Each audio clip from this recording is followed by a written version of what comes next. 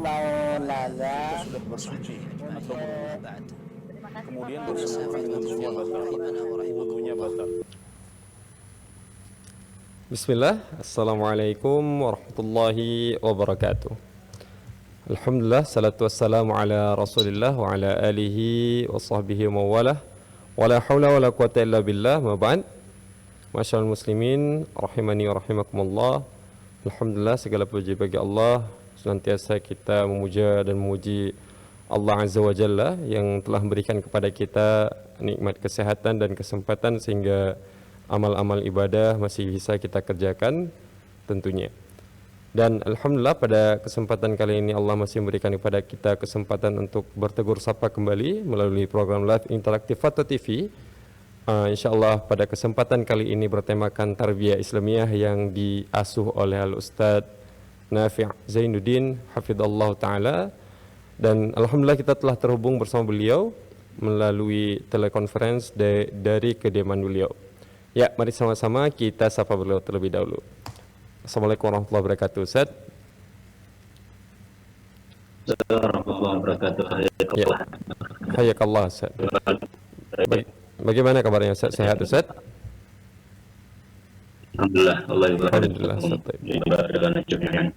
Insyaallah, barakallahu fikum. Insyaallah, Ustaz, kita akan bersama Ustaz selama 1 jam mendatang untuk menjawab pertanyaan-pertanyaan para pemirsa Fatwa TV yang telah masuk di dalam redaksi kita, dan tentunya nantinya ada pertanyaan-pertanyaan yang akan disampaikan melalui telepon.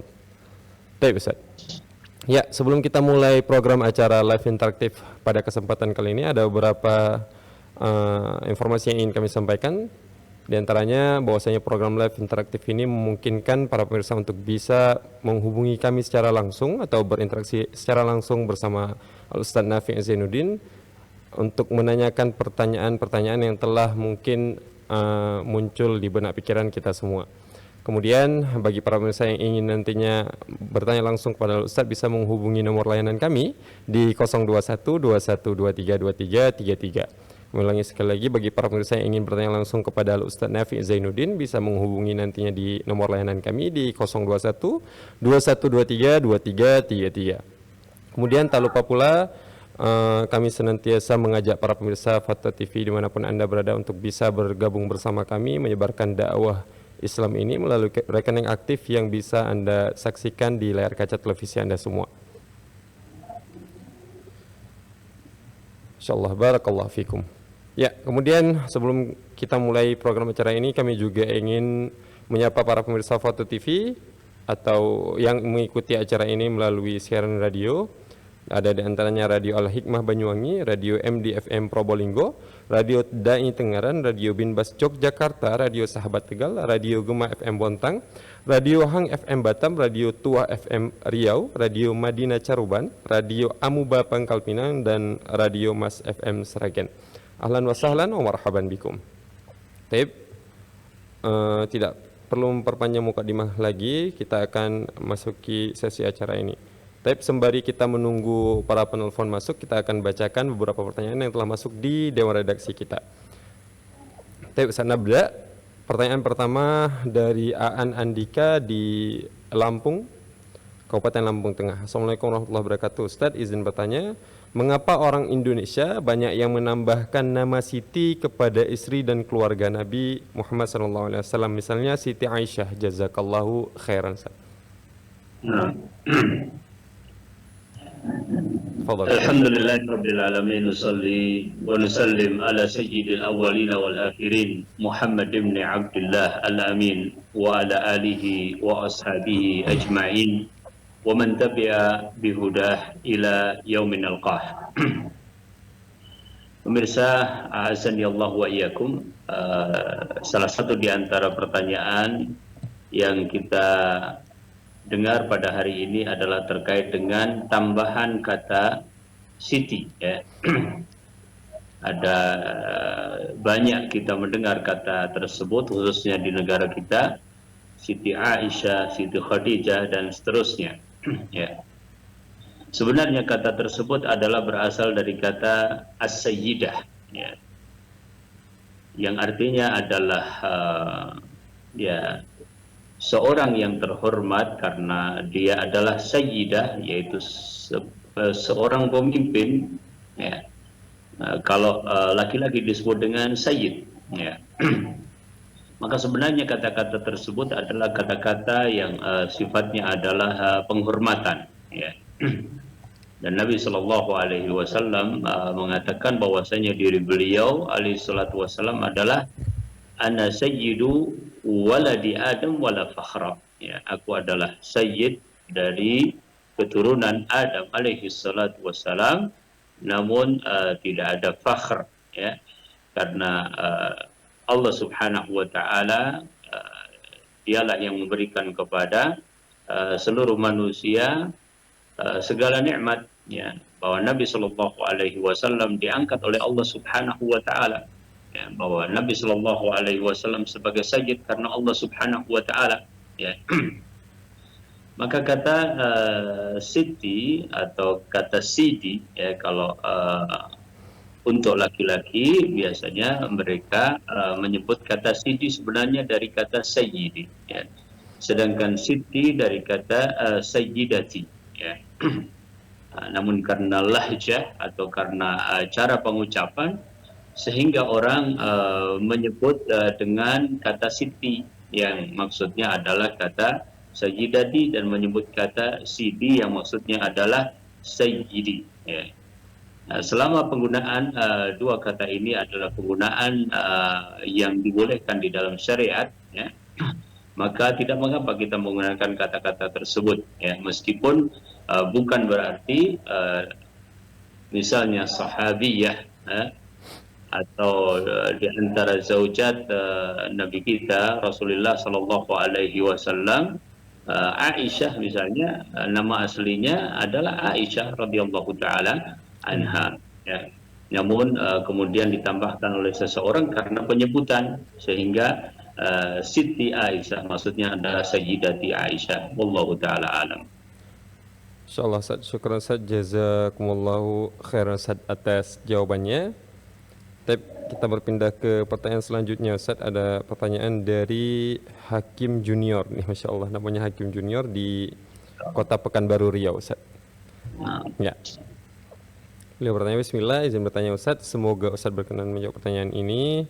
Apakah termasuk tasyabuh kepada orang kafir jika kita berbicara dalam bahasa Inggris tapi aksen atau logat bicara kita menyerupai logat cara bicara mereka, yakni aksen Amerika atau aksen Inggris? Ya, fadhal Ustaz. Barakallahu fiik. Wa fikum barakallahu. Alhamdulillah, nusalli wa nusallim ala Rasulillah. Ya. Yang Allah Subhanahu wa taala perintahkan kepada kita adalah untuk berkata yang baik-baik dan menjauhi perkataan-perkataan yang buruk-buruk, ya. Dan itu yang pertama kali adalah kepada lafaz-lafaz yang terucap, ya, atau lafaz-lafaz yang menjadi susunan daripada kata-kata tersebut, ya. Man kana yu'minu billahi wal yaumil akhir falyaqul khairan aw liyasmut. Barang siapa yang beriman kepada Allah dan hari akhir, maka hendaklah dia berkata yang benar, ya, berkata yang baik atau diam, ya. Adapun lahjah, maka hal tersebut terkait dengan cara membaca saja, bahkan mungkin lahjah adalah bagian dari kefasihan, ya. Kita berbicara bahasa Arab, ya, misalnya, maka kita menyerupai lahjah orang Arab. Ya, kita berbicara bahasa Indonesia, ya, maka berusaha seperti lahjah orang Indonesia. Bahkan ada tujuan-tujuan agar kata-kata tersebut terdengar dengan baik, ya, bahwa maksud daripada al-kalam atau maksud dari bahasa adalah untuk berkomunikasi. Sedangkan komunikasi itu akan terjalin dengan baik jika, ya, lafadznya benar, susunannya benar, cara pengucapannya juga benar, ya. Adapun terkait dengan bahasa Inggris atau bahasa yang lainnya, maka tidak terlepas dari apa yang insya Allah saya sampaikan di muka. Hanya saja, wallahu taala alam, perlu untuk kita cermati dari gaya dan lahjah tersebut, ya. Apabila gaya dan lahjah tersebut ternyata kemudian memang ada hal yang terindikasi menyimpang dari syariat, ya, maka hal itu perlu dijauhi. Sebagai contoh, orang mengucapkan dalam bahasa Inggris misalnya you, ya. Kata you mungkin dengan lajah tertentu, kamu, ya, artinya adalah panggilan-panggilan biasa, tapi bisa jadi lahjah tertentu kemudian terkesan untuk merendahkan orang. Nah, tentu lahjah yang seperti itu atau terkesan untuk merendahkan orang maka adalah termasuk yang harus dijauhi. Jadi tidak termasuk dalam hal ini adalah tasyabbuh, ya, karena bahasa pada dasarnya semuanya berasal dari Allah Subhanahu wa taala. Allah Subhanahu wa taala berfirman dalam Al-Qur'an, "Wa 'allama Adama al-asma'a kullaha thumma 'aradahum 'ala al-malaikati faqalu anbi'uni bi asma'i haula." Ya. Falamma anba'ahum bi asma'i haula, ya, qalu subhanalaka la 'ilma lana illa ma 'allamtana innaka antal alimul hakim. Ya, jadi pada dasarnya seluruh bahasa adalah ilmu, ya, atau alat untuk ilmu, ya. Inna, ya, ja'alnakum syu'uban wa qabaila lita'arafu. Ya, jadi bahasa adalah bagian dari karunia Allah Subhanahu wa taala, ya, untuk bermuamalah di antara sesama manusia, ya. Allah Subhanahu wa taala angkat bahasa Arab, ya. Karena Allah Subhanahu wa taala dengan kehendaknya menurunkan Al-Qur'an dengan bahasa Arab, ya. Hadis Nabi sallallahu alaihi wasallam juga demikian.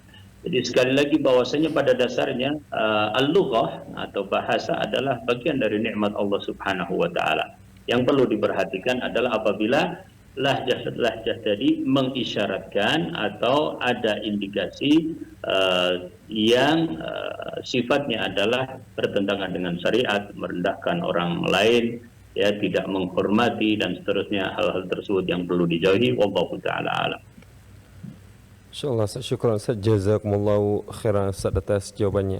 Baik, kita lanjutkan ke pertanyaan selanjutnya Ustaz. Ada pertanyaan dari Kalimantan Timur, Kota Balikpapan, yang bertanya bernama Irwanto Ustaz. Ya, pertanyaannya, anak saya lahir pada hari Jumat jam 18.41. Kapankah waktu akikah yang sesuai sunnah Ustaz? Syukran, jazakumullahu khairan. Ya. Ya, alhamdulillah, nusalli wa nusallim ala Rasulillah, ya. Kullu mauludin marhunatun bi aqiqatihi, ya. Atau kama qala sallallahu alaihi wasallam, ya.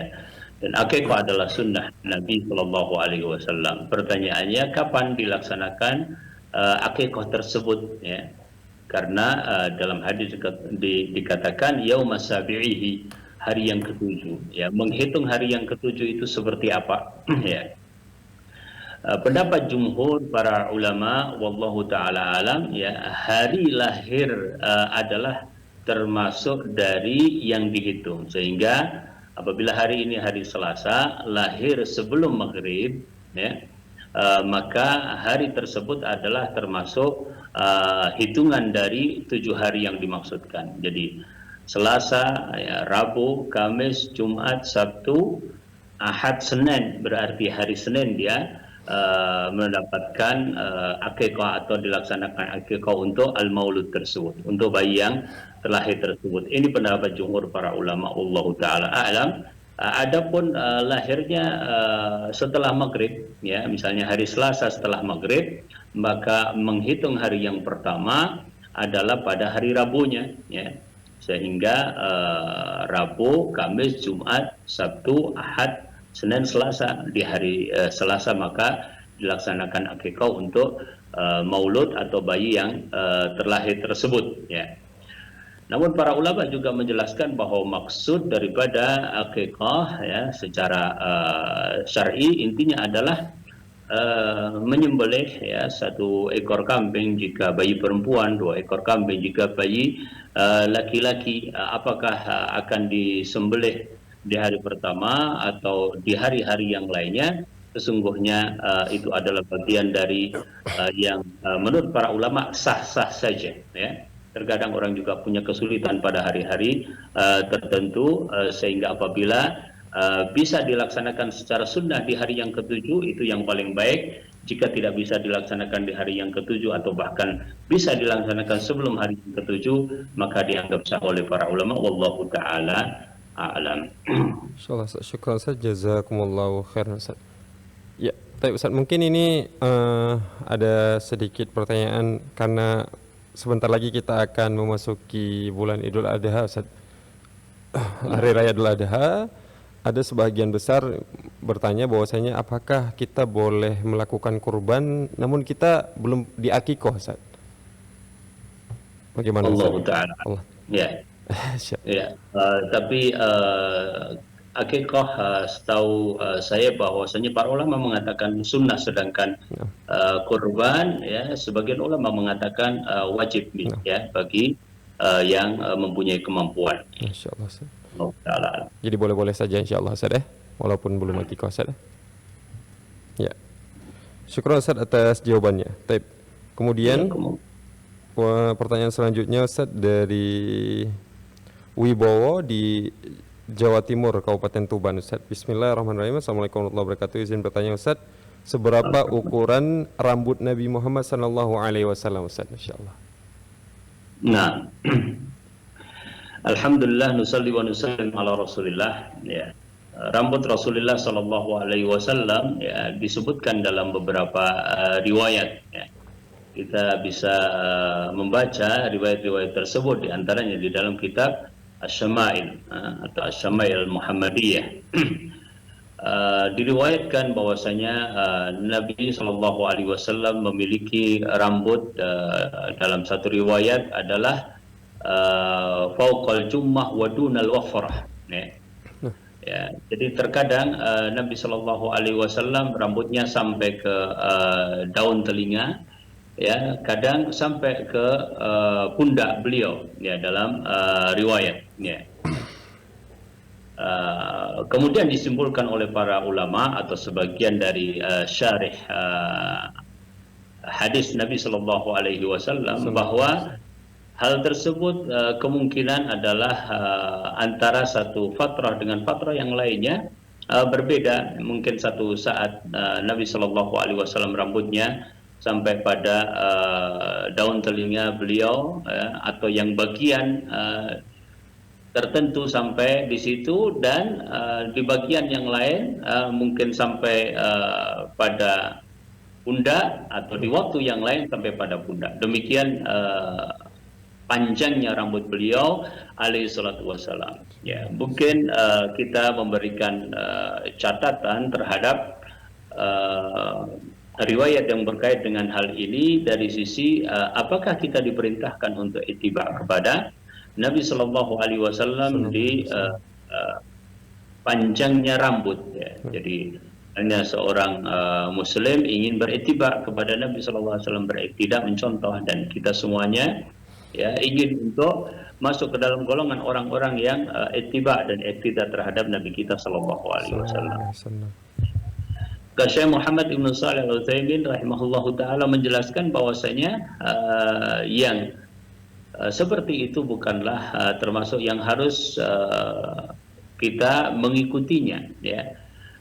Karena Nabi Shallallahu Alaihi Wasallam, ya, dalam penampilan beliau alaihi salatu wassalam adalah mengikuti adat manusia saat itu, ya.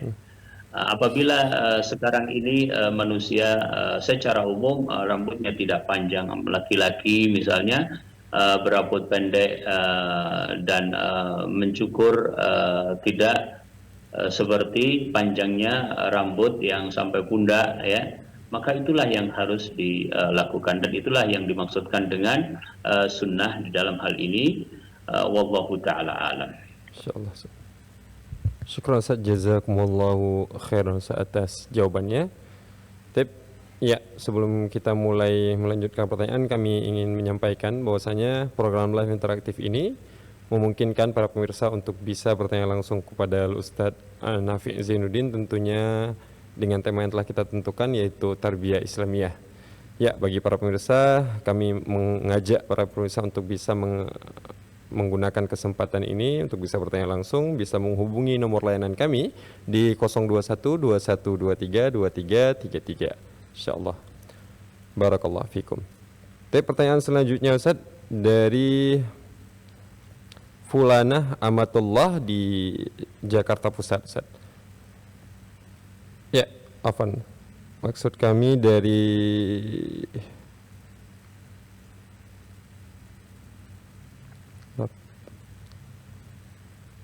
Marlina, Ustaz. Dari Marlina di Jakarta Selatan. Assalamualaikum warahmatullahi wabarakatuh, Ustaz. Saya seorang ibu single parent. Suami saya menikah lagi ketika ketiga anak saya masih kecil-kecil dan meninggalkan saya dan anak-anak begitu saja. Alhamdulillah sekarang mereka sudah besar dan kedua anak saya sudah ada yang menikah. Yang jadi pertanyaan, anak kedua saya laki-laki umur 28 tahun belum menikah. Yang dulunya taat beribadah, sekarang jadi malas beribadah. Saya sedih Ustaz, segala cara sudah saya lakukan tapi dia tetap seperti itu.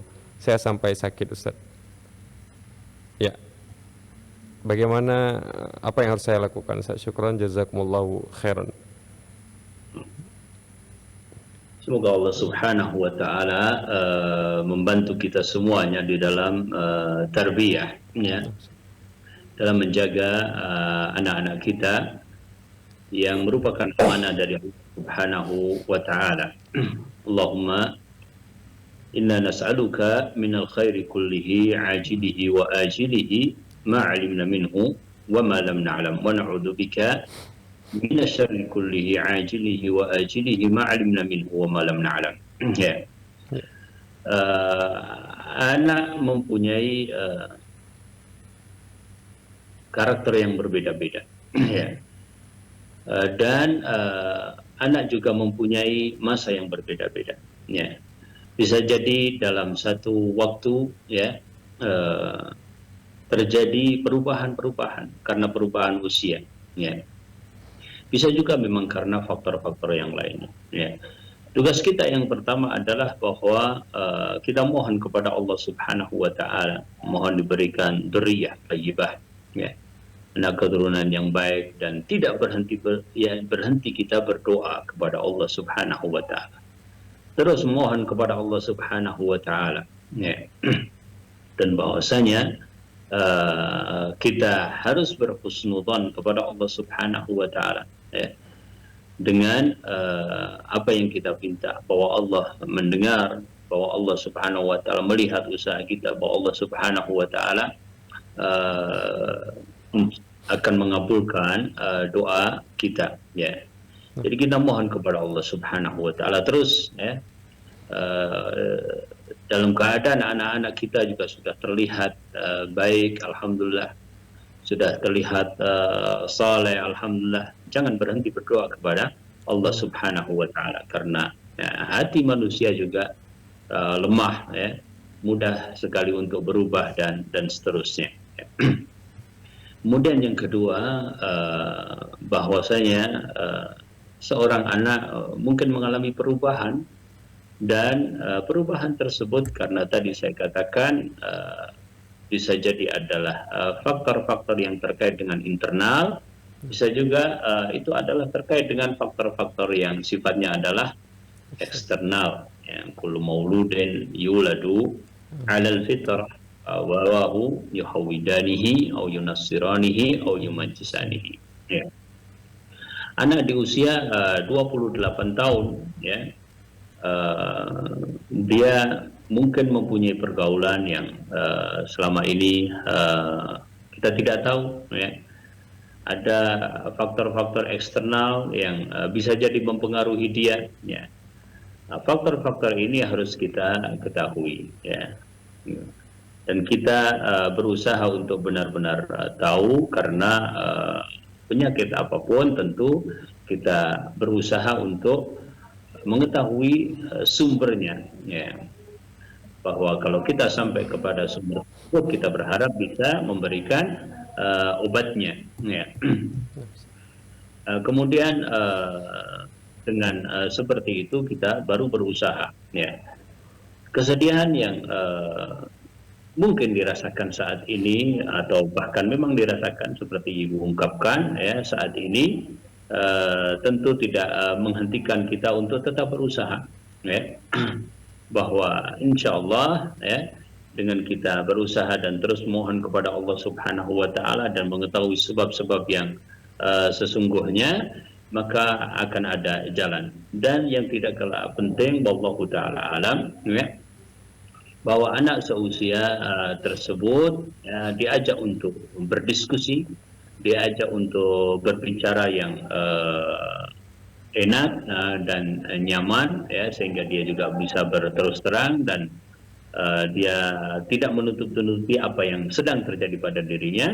Berharap kita dengan berdiskusi dan tidak memberikan tekanan-tekanan yang cenderung ya anak-anak seusia itu mungkin sudah merasa punya identitas diri malah kemudian lari dari kita ya kita jauhi cara yang seperti itu tapi kita gunakan cara untuk berdiskusi dan menemukan wallahu taala alam solusi bersama. Itu mungkin diantara beberapa hal yang bisa kita lakukan dan kita berharap bahwasanya Allah Subhanahu wa taala akan selalu menjaga dan membimbingnya dan apabila salah mengembalikannya kepada jalan yang benar wallahu taala alam. Insyaallah, syukran Ustaz, jazakumullahu khairan Ustaz atas jawabannya insyaallah. Baik, kita lanjutkan Ustaz pertanyaannya. Ada pertanyaan selanjutnya dari Fakhrul di Kabupaten Lingga di Kepulauan Riau Ustaz. Assalamualaikum warahmatullahi wabarakatuh. Ustaz, apa hukumnya mencintai orang non-muslim baik itu laki-laki maupun perempuan? Syukran Ustaz, jazakumullahu khairan. Nah, alhamdulillah nusalli wa nusallim ala Rasulillah. Ya. Al-hubbu fillah wal bughdhu fillah inilah yang harus ada pada kita. Namun kita mengetahui bahwasanya al-hubbu ada yang sifatnya tabi'i ya, naluri alami ya. Ada yang sifatnya adalah yang muktasab ya, kita mengupayakan ya. Mencintai atau menyukai orang kafir ya. Selama mencintai atau menyukai orang kafir ini tidak berkaitan dengan dinnya ya, tidak berkaitan dengan agamanya, maka wallahu taala alam masih sebatas boleh saja ya selama tidak berkaitan dengan agama ya, tidak berkaitan dengan akidahnya ya, tidak berkaitan dengan ibadah orang kafir ya, tidak berkaitan dengan keyakinan dirinya ya, atau kemudian tidak membawa kepada hal yang bertentangan dengan syariat. Orang kafir misalnya dia terampil melakukan sesuatu, kita suka sesungguhnya kepada orang tersebut karena keterampilannya ya, karena kepandaiannya, karena kecerdasannya, karena profesional dalam melakukan sesuatu misalnya ya. Ya, jadi bahkan seseorang bisa saja ya di dalam agama Allah Subhanahu wa taala melakukan pernikahan ya, sebagaimana diatur tentang pernikahan dengan ahlul kitab misalnya ya. Nah, itu termasuk juga orang kafir dan tidak mungkin tidak ada rasa cinta ya. Namun selagi cinta itu adalah cinta atau kesukaan yang tidak kemudian membawa pada pelanggaran syariat, karena cintanya kepada istrinya atau cintanya kepada kerabatnya yang kafir misalnya kemudian membawa pada pelanggaran terhadap akidah ya. Rasulullah Shallallahu Alaihi Wasallam ya tetap bermuamalah dengan baik dengan kerabat-kerabatnya yang masih didakwahi oleh beliau alaihissalatu wassalam kepada pamannya Abu Thalib, dan pasti ada cinta yang naluri ya, yang berada di situ. Namun Nabi kita Shallallahu Alaihi Wasallam menunjukkan bahwasanya apa yang menjadi kewajiban seorang Muslim terhadap akidahnya, terhadap keyakinannya adalah itu yang harus dilakukan ya. Jadi sekali lagi selama tidak ya terkait dengan agamanya atau dinnya atau keyakinannya dan tidak membawa kepada pelanggaran terhadap syariat, maka masih dalam hukum jais atau boleh. Wallahu ta'ala a'lam. Nah, insyaallah Ustaz, syukran Ustaz, jazakumullahu khairan Ustaz atas jawabannya. Kita masih ada waktu sekitar 15 menitan lagi Ustaz, kita lanjutkan pertanyaannya Ustaz. Pertanyaan selanjutnya dari Jakarta Selatan Ustaz, yang bertanya Yani Mulyani. Bismillah, Assalamualaikum warahmatullahi wabarakatuh. Ustaz Afwan Ustaz, izin bertanya bagaimana dengan dosa-dosa kita di masa lalu. Saat saya masih SD, SMP, dan SMA pernah berbuat dosa. Saya pernah menyakiti hati seseorang atau mendolimi dan pernah mengambil hak orang lain. Yang jadi masalah, saya tidak bisa bertemu orang-orangnya untuk meminta maaf.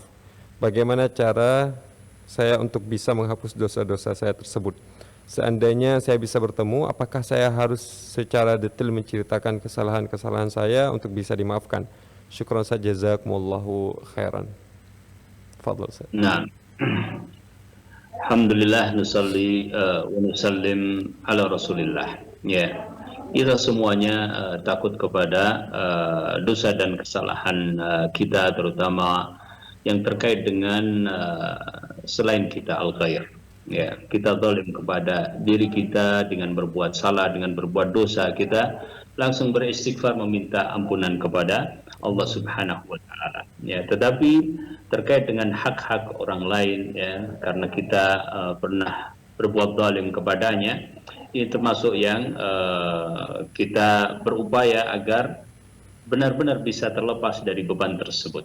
Karena Rasul sallallahu alaihi wasallam mengatakan dalam hadisnya, innal muflisa min ummati man ya'ti bi salatin wa siyamin wa zakatin wa ya'ti wa qad syatama hadha wa qadhafa hadha, ya, wa akhadha mala hadha, ya, wa daraba hadha, ya. Jadi orang yang muflis, yang dikatakan oleh Nabi sallallahu alaihi wasallam adalah orang yang, ya, datang dengan amalan-amalan ibadah tetapi dia berbuat zalim kepada orang lain. Ya. Kita mohon ampunan kepada Allah Subhanahu wa taala atas dosa-dosa yang seperti ini. Caranya bagaimana? Ya. Para ulama menyebutkan tentang khilaf di dalam hal ini. Tentu kalau kita bisa istihlal, maka itu adalah cara yang terbaik, ya. Minta dihalalkan atas kezaliman-kezaliman kita. Namun apakah itu syarat? Di sini terjadi khilaf di kalangan para ulama, terutama apabila istihlal tersebut kemudian bisa menyebabkan, ya, kemadaratan yang lebih besar. Ya, kita nggak tahu apa jenis kezaliman tersebut. Ya, ada yang ketika kezaliman tersebut kemudian kita sampaikan, ternyata ada madarat yang lebih besar yang kemudian terjadi setelah itu. Ya. Maka sebagian ulama mengatakan bahwasanya apabila tidak mungkin kita melakukan istihlal, maka perbanyaklah dengan al-hasanat. Ya. Innal hasanat yudhibna sayyi'at. Ya, secara umum bahwasanya kebaikan-kebaikan itu akan mengurangi atau bahkan bisa menghapuskan dari keburukan-keburukan seseorang.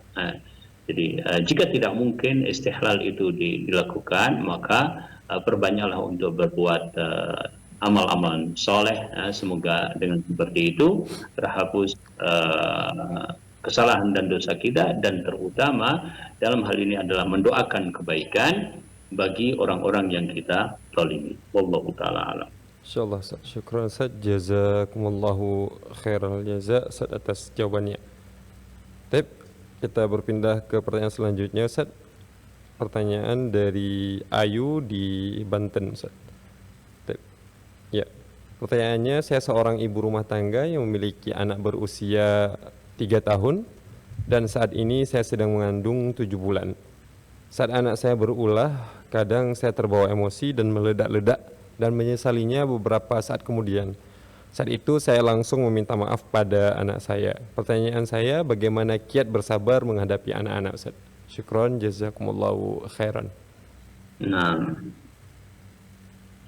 alhamdulillah, nusalli wa nusallim ala Rasulillah. Ya, innamal ilmu bitta'allum wa innama al-hilmu bitahallum wa innamas sabru bitasabbur atau kama qala sallallahu alaihi wasallam, ya, bahwasanya ilmu itu diperoleh dengan belajar, ya. Demikian pula sikap lembut, sikap sabar itu juga diperoleh dengan melatih, ya. Bahwa akhlak seseorang ada yang sifatnya adalah jibili, ya, memang Allah Subhanahu wa taala memberikan kepadanya perangai yang sabar, ya. Ada yang sifatnya adalah muktasabi, bahwa untuk menjadi sabar, ya, dia perlu berlatih, ya. Contoh dalam hal ini adalah as-sahabi al-jalil Umar bin Khattab radhiyallahu taala anhu, ya. Beliau dikenal sebagai seorang yang syadid, ya. Namun beliau selalu tunduk kepada ayat Allah Subhanahu wa taala, ya. Selalu berhenti ketika ada ayat Allah Subhanahu wa taala yang menjadi teguran pada sikapnya, ya, untuk berhenti, ya. Artinya beliau selalu berupaya agar apa yang menjadi sikapnya adalah sesuai dengan Al-Quran dan sunnah Nabi Shallallahu Alaihi Wasallam, yaitu maksudnya adalah melatih, ya, dan berupaya untuk terus menerus, ya. Di antara hal yang perlu kita pahami khususnya dalam masalah tarbiyah kepada anak-anak kecil yang masih itu, ya. Seringkali, ya, kita mempunyai orientasi yang keliru, ya, tentang anak-anak kecil, ya. Kita merasa bahwasanya anak-anak kecil, ya, ada seperti diri kita, bahwasanya dia sudah dibilangi tetapi mengulangi, ya. Atau dia sudah diberitahu tetapi masih melakukan kesalahan yang sama, ya. Padahal anak kecil tidak seperti kita, ya. Dunianya masih jauh berbeda dengan kita, ya. Dia masih selalu perlu untuk dibimbing, diingatkan, ya. Sehingga orientasi ini membuat kita kurang bersabar, ya. Padahal kalau kita menyadari bahwasanya anak kecil itu adalah masa di mana dia memang sedang berlatih, ya. Bicara berlatih, ya. Kemudian menyikapi sesuatu berlatih, bahkan emosionalnya juga mengalami perkembangan-perkembangan tertentu, ya. Satu waktu, apalagi usia masih 2 tahun, ya, 2 tahun, dia ada masa tertentu nanti dia sedang belajar mempertahankan diri. Ada masa tertentu nanti dia sedang belajar untuk banyak bertanya. Ada masa tertentu dia nanti sedang belajar untuk berkomunikasi dan seterusnya, ya. Apabila kita perhatikan perkembangan-perkembangan ini, maka kita berarti sudah berupaya untuk membenarkan orientasi kita terhadap anak kecil, dan itu akan mengurangi emosional kita, ya, ketika dia berbuat kesalahan.